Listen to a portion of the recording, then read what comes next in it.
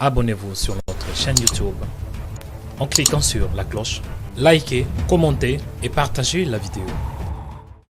Avec nous en direct sur ce plateau, le docteur Philippe Sopena, médecin. Bonjour docteur, merci d'être en direct avec nous. Philippe Herlin, vous êtes économiste, docteur en économie du CNAM. Merci également d'être avec nous sur ce plateau. Philippe Herlin, si j'ai voulu vous avoir sur ce plateau, c'est parce que vous êtes une des voix discordantes en ce moment autour de tout ce qui se passe autour du Covid, parce que vous estimez qu'il n'y a pas de seconde vague et qu'il y a presque une manipulation des chiffres. Oui, c'est-à-dire, si on veut parler de vagues, si on veut comparer ce qui s'est passé en mars-avril, il faut prendre les mêmes indicateurs.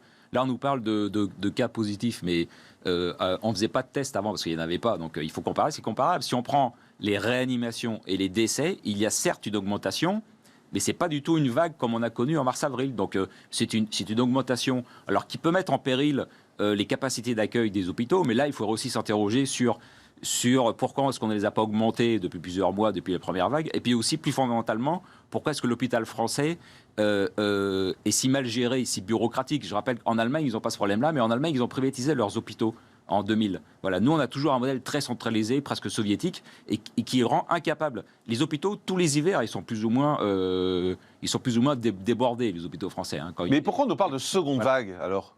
C'est quoi? C'est de la manip? C'est quoi? Oui, c'est de la manip, oui, c'est de la manip. Mais avec quel objectif? Mais l'objectif, c'est de créer une peur, de créer un sort de contrôle social de la population, quoi. Voilà, parce que la crise elle va être extrêmement grave. Il faut se rappeler qu'on a eu les gilets jaunes pour une augmentation de quelques centimes sur le prix du carburant. Bon, là, on va avoir presque 1 million de chômeurs en plus. Ça peut vraiment exploser. Et le fait de maintenir le couvre-feu et de créer cette peur diffuse, de dire cette peur, vous risquez de tomber malade et de mourir. Alors de ne pas nous embêter avec le pouvoir d'achat et l'emploi. Voilà, c'est une façon et de mettre une chape de plomb sur la population. Docteur Philippe Sopena, c'est une manipulation, cette seconde vague? Moi, je ne suis pas d'accord du tout avec l'analyse que vous faites. Ce n'est pas question de mettre pendant la santé et l'économie. Moi, je dis qu'il n'y a pas de deuxième vague. C'est un mensonge. Il n'y a pas de deuxième vague. Si on prend les indicateurs qu'on prenait pour la première vague, il n'y a pas de deuxième vague aujourd'hui. Il y a une légère remontée. Parce que le nombre de cas, ça ne veut rien dire. Parce que le nombre de cas, la plupart sont asymptomatiques. Bon, ils ne sont pas malades. Donc voilà. Ou c'est des gens qui ont été malades, qui ont encore des traces du virus. Donc ce n'est pas un problème. Le nombre de réanimations et le nombre de décès augmente légèrement, mais c'est une houle, c'est pas une vague, c'est pas une vague comme la première. C'est pas une vague comme la première fois. Ce n'est pas une vague comme la première fois.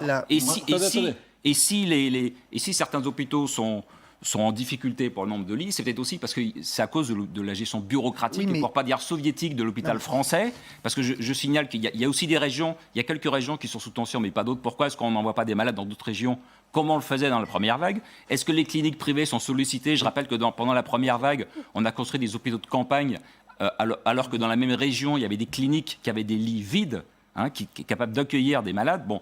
Donc il y a peut-être un problème de gestion de l'hôpital pour absorber cette houle, mais ce n'est pas une deuxième vague. J'adore votre raisonnement. Et donc non au couvre-feu et non au confinement. Philippe, en d'autres lieux, d'autres circonstances... Sinon on tue l'économie. J'aurais applaudi. Vous avez, à mon avis, c'est très personnel, vous avez raison sur tout, sauf sur l'essentiel. On est en deuxième vague. Voilà. Non, on n'est pas en deuxième vague. Moi, quand vous parlez d'administration soviétoïde de l'hopital français, j'applaudis. Mais ce n'est pas notre débat. On n'est pas en deuxième vague. Quand on regarde le nombre de décès, on n'est pas en deuxième vague. Ça, c'est et je rappelle, et je ne suis pas seul à le dire, parce que je rappelle que vous avez cité le professeur Toussaint, il y a aussi le professeur Théron qui dit la même chose. Et il y a 2 semaines, il y a une pétition de 350 professionnels de la santé qui ont dit qu'il n'y avait pas de deuxième vague. Cette pétition, cette tribune devait passer dans le JDD. Je me souviens. Bon, et puis finalement, elle était trappée au dernier moment.